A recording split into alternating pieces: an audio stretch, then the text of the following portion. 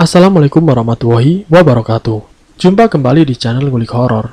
Channel ini menceritakan tentang kisah-kisah misteri. Pada kesempatan kali ini, saya akan membawakan kisah misteri yang ditulis oleh @nafila. Kalian juga dapat mengunjungi tweet beliau langsung ya. Nanti link saya akan sediakan di kolom deskripsinya.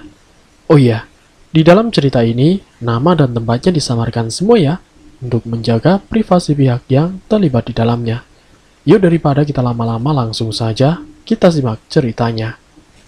Bismillahirrahmanirrahim. Kali ini saya akan membawakan kisah misteri yang berjudul Menguak Meninggalnya Adik Kandungku yang Secara Tidak Wajar. Seperti apa kisahnya? Mari kita kulik ceritanya. Untuk cerita kali ini datang dari seorang pemuda, sebut saja namanya Arman. Arman ini menceritakan kisah adik kandungnya yang meninggal secara tidak wajar. Adik perempuannya, sebut saja namanya Ayu. Dari salah satu penjelasan praktisi yang waktu itu mengobati Ayu, Ayu meninggal dunia karena semua itu disebabkan ulah teman dekatnya, yaitu Rian. Awalnya Ayu dan Rian ini berteman sejak duduk di bangku SMA. Hampir setiap hari keduanya bertemu, saling bercanda gurau, layaknya sepasang kekasih. Nah, setelah lulus SMA, barulah Rian menyatakan cintanya kepada Ayu. Namun Ayu dengan tegasnya menolak Rian. Tidak hanya Ayu yang menolak Rian, tapi dari keluarganya Ayu, termasuk Arman, juga menolak kehadiran Rian. Karena perilakunya Rian yang membuat keluarganya Ayu tidak menerimanya. Rian ini tinggal di kampung sebelah. Ia berasal dari keluarga yang bisa dibilang tidak baik menurut agama. Karena keluarga Rian terkenal dengan perdukunan dan juga ilmu hitamnya. Nah, dari tolakan itulah berdampak dan berakibat pada Ayu, yang membuat Ayu akhirnya meninggal dunia. Sebelum Ayu meninggal, 1 minggu setelah penolakan itu, Ayu mengalami sakit-sakitan. Awalnya hanya sakit biasa, namun hari demi hari, seluruh tubuh Ayu serasa remuk, seperti dihantam oleh benda berat. Setiap malamnya pun Ayu seperti orang yang ketakutan, selalu menjerit dan menangis meraung-raung. Dan singkat ceritanya, pada malam ke-7, tiba-tiba Ayu mengalami kejang-kejang. Sempat dibawa ke rumah sakit, tapi dokter mengatakan kalau Ayu hanya kecapean, tidak ada penyakit yang serius. Hampir 1 bulan Ayu mengalami sakit-sakitan. Anehnya sudah berbagai rumah sakit dikunjungi, tapi tidak ada hasil sama sekali, yang pada akhirnya Ayu dibawa ke salah satu praktisi yang ada di desanya. Praktisi itu berusaha mengobati Ayu sampai berhari-hari, tapi nyatanya praktisi itu tidak mampu membuat Ayu sembuh. Justru keadaan Ayu semakin parah. Ayu sudah seperti orang gila yang selalu menyebut nama Rian. Setiap kali dibacakan doa maupun lantunan ayat suci Al-Quran, tubuh Ayu akan meronta-ronta kesakitan. Sampai di awal bulan kedua, setelah Ayu menolak Rian, Ayu meninggal dunia. Praktisi itu mengatakan kalau Ayu ini terkena santet hingga sulit untuk disembuhkan. Apalagi sudah 1 bulan lebih ilmu hitam itu menyerang tubuh Ayu. Semenjak saat itu, Arman yang sebagai kakak kandungnya, sebenarnya Arman sangat tidak terima dengan kematian Ayu. Tapi dari salah satu ustadz yang bertakziah sempat mengingatkan kepada keluarganya, termasuk Arman sendiri, agar jangan lagi berurusan dengan Rian maupun keluarganya. Lebih baik mengikhlaskan kepergian Ayu. Tapi nasihat dan saran dari ustadz itu hanya angin lalu bagi Arman. Arman tidak sepenuhnya menerima kepergian adik kandungnya. Tanpa sepengetahuan keluarganya, yaitu orang tuanya Arman, Arman mendatangi salah satu dukun sakti yang terkenal mempunyai ilmu hitam yang munajab. Arman melakukan satu hal yang juga sebenarnya sangat tidak pantas untuk dilakukan. Namun rasa sakit hatinya kepada Rian tidak bisa ditutupi. Arman sangat tidak terima dengan apa yang dialami adik kandungnya sampai ia meninggal dunia. Arman ini berniat untuk balas dendam dengan mendatangi salah satu guru spiritual, guru yang dikenal dengan ilmu santetnya, tanpa sepengetahuan orang tuanya. Dan kebetulan waktu itu Arman sedang mencari pekerjaan di ibu kota. Arman pun mendatangi guru spiritual yang ada di luar Jawa, Tempatnya pun sangat terpelosok. Arman menceritakan kejadian tentang adiknya kepada guru spiritualnya. Dari guru spiritual itu menjelaskan kalau penyebab Ayu meninggal karena Rian yang sudah menyantetnya. Akibat cintanya sudah ditolak. Arman pun berkeinginan agar dendamnya bisa terbalaskan. Sang guru pun mengiyakan keinginan Arman, tapi dengan satu syarat, dan syarat itu pun tidak dipungkiri oleh Arman. Arman harus melakukan ritual-ritual tertentu, dari mandi di tengah-tengah sungai setiap jam 1 dini hari sampai jam 3, dan itu dilakukan selama 40 hari, dipimpin langsung oleh gurunya, dengan arahan dan bimbingannya, serta mantra yang sudah dipelajarinya. Ritual itu bertujuan agar Arman mendapatkan petunjuk kalau apa yang diinginkan Arman itu terjadi pada Rian. Kurang lebihnya selama 40 hari, ritual yang dilakukan oleh Arman demi mendapatkan ilmu santet untuk membalas dendamnya. Setelah Arman selesai melakukan ritual, yang dimana santet itu sudah dikirim untuk menyerang Rian, 40 hari semenjak meninggalnya Ayu, tidak berselang lama, Rian pun juga meninggal dunia. Namun keluarganya Rian yang juga tahu tentang ilmu hitam, mereka pun tidak terima dengan kejadian yang dialami Rian. Orang tuanya Rian pun balik mengirim teluh, mengirim santet kepada keluarganya Arman. Jadi saat itu menjadi pertarungan santet antara Arman dan keluarganya Rian. Bukan Arman yang menerima serangan santet itu, tapi orang tuanya Arman yang mengalami sakit di bagian tubuhnya, terutama di bagian kakinya yang melepuh, dan juga pinggangnya yang merasa sakit setiap jam-jam tertentu. Arman yang sudah dibekali oleh guru spiritualnya, Arman sadar kalau apa yang dialami oleh kedua orang tuanya adalah kiriman teluh dari orang tuanya Rian. Arman pun mencoba mengembalikan kekuatan ilmu hitam itu, tapi kekuatan orang tuanya Rian yang lebih kuat darinya membuat Arman mau tidak mau harus segera pergi lagi untuk menemui sang guru spiritualnya. Arman pun akhirnya membiarkan orang tuanya mengalami sakit-sakitan selama berbulan-bulan. Arman yang merasa dirinya tidak mampu, dia pun kembali kepada gurunya dan menceritakan lagi kejadian yang dialami oleh kedua orang tuanya. Orang tuanya yang saat itu tinggal di rumah berdua tanpa siapapun, Arman menitipkan kepada salah satu saudaranya untuk menjaga kedua orang tuanya, karena Arman pamitan untuk bekerja kembali ke ibu kota. Tapi sebenarnya, Arman akan berguru lagi, agar apa yang dialami ibu dan bapaknya bisa dikembalikan kepada keluarga Rian. Selama hampir 3 bulan lamanya, tidak tahu kabar bagaimana orang tuanya. Tentunya Arman khawatir dan cemas akan keadaan mereka. Sang guru yang tahu kecemasan Arman, beliau mengatakan kalau orang tuanya baik-baik saja. Apa yang dialami oleh kedua orang tuamu akan saya bantu dari sini, ujar sang guru. Arman yang akan belajar kurang lebihnya 3 bulan, belajar mengambil seluruh teluh yang ada di dalam tubuh bapak ibunya, dan teluh itu akan dikembalikan dengan media tertentu yang sudah diajarkan oleh sang guru. Namun ternyata itu semua tidak semudah membalikan telapak tangan. Ternyata orang tuanya Rian masih gencar mengirim ilmu hitam untuk menyerang kedua orang tuanya Arman. Arman sendiri tidak mau kalah. Dia bukannya menyerang kepada orang tuanya Rian, tapi dia menyerang kepada kakak-kakaknya Rian dan juga keponakannya Rian. Mereka saling menyerang dan juga mengadu ilmu hitam. Pertarungan gaib antara dua keluarga membuat beberapa sesepuh di kampung ikut khawatir akan terjadi sesuatu yang tidak diinginkan. Beberapa orang termasuk keluarganya selalu mengingatkan kepada Arman agar menghentikan pertarungan gaib itu, karena setiap dendam yang terbalaskan pasti akan memunculkan dendam yang lain lagi. Arman, sudahi dendammu. Pertarungan gaib itu tidak ada gunanya. Hentikan. Kamu sudah kelewatan, Arman. Tentang kematian adikmu, ikhlaskan saja, ujar saudaranya yang sudah geram dengan kelakuan Arman.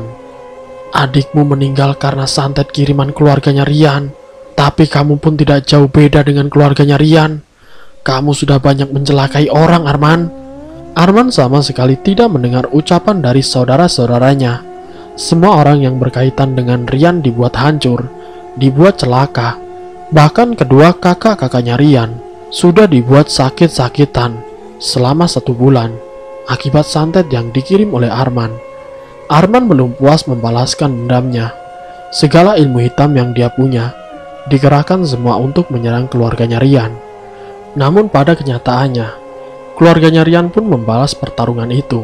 Keadaan yang semakin gaduh, kedua keluarga yang saling mengadu ilmu gaib, sampai akhirnya salah satu kakaknya Rian meninggal dunia dengan keadaan yang tidak wajar. Orang tuanya Arman sendiri pun sangat geram dengan perilaku anaknya. Arman pun sudah dikenal oleh warga kampung lain kalau Arman sebagai dukun di kampungnya. Setelah mendengar nasihat dari saudaranya sendiri, Arman yang saat itu belum menerima pengarahan dan belum menerima nasihat dari siapapun itu, dia justru menentang saudaranya. Tapi yang dilakukan saudaranya ini sama sekali tidak membalas apa yang dilakukan Arman. Saat Arman ini mendengar perkataan dari kedua orang tuanya, dia baru sadar. Selama bertahun-tahun dia menggeluti tentang ilmu santet yang sudah mengorbankan banyak orang, termasuk Rian dan juga orang-orang yang pernah datang kepadanya.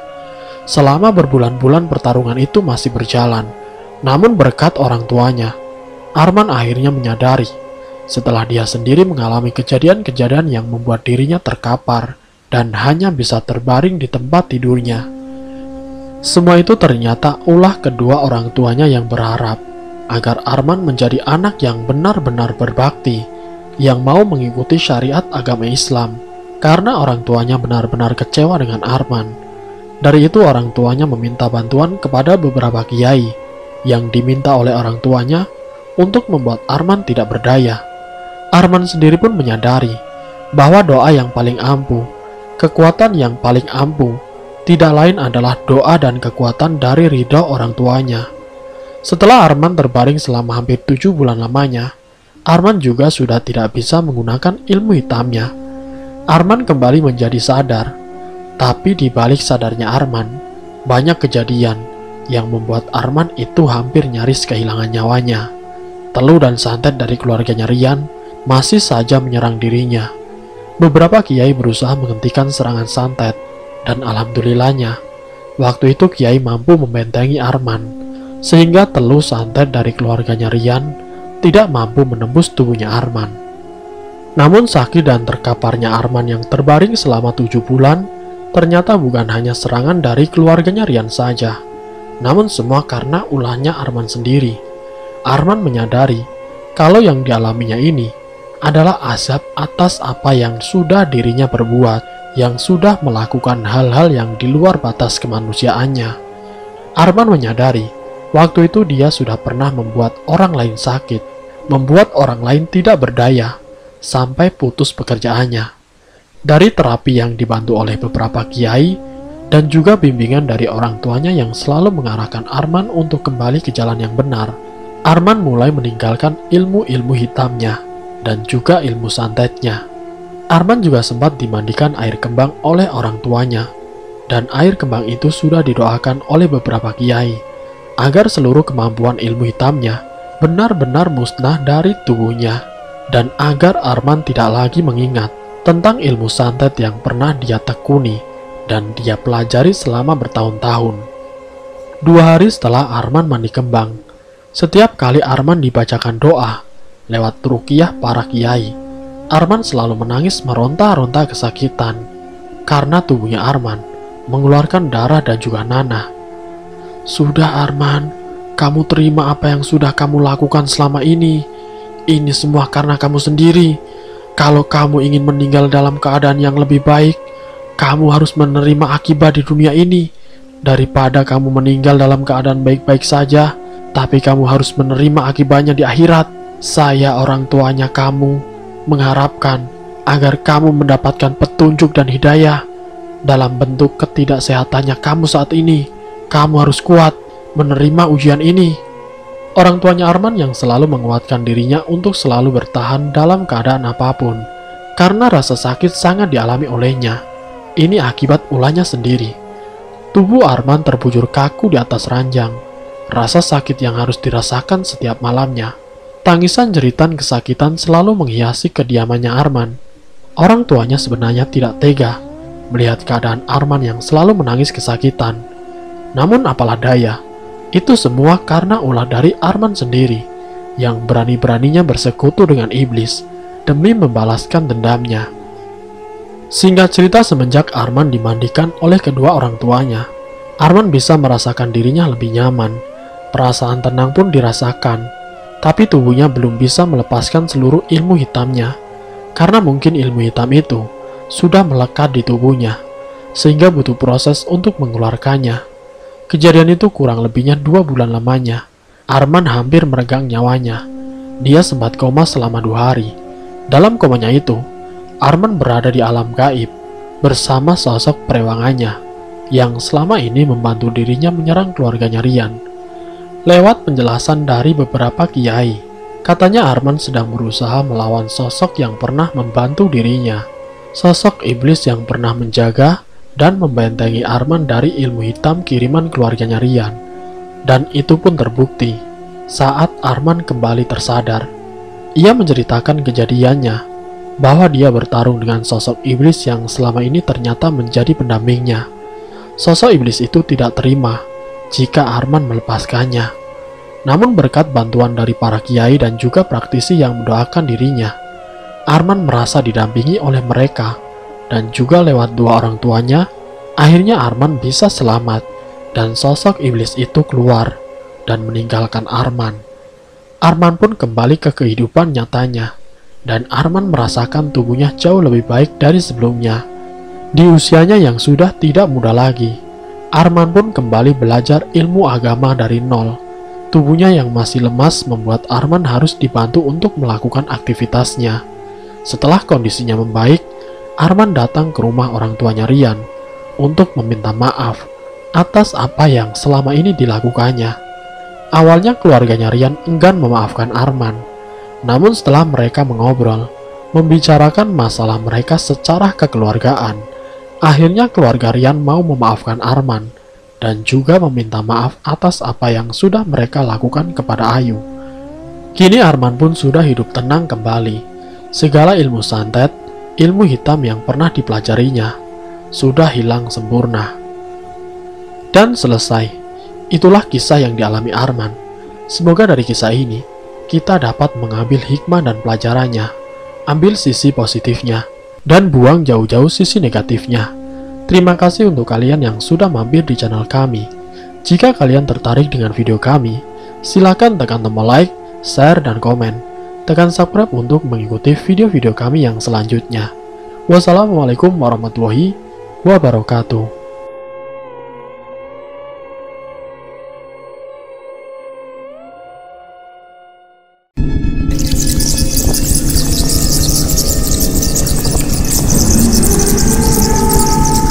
Selamat datang di channel Ngulik Horor.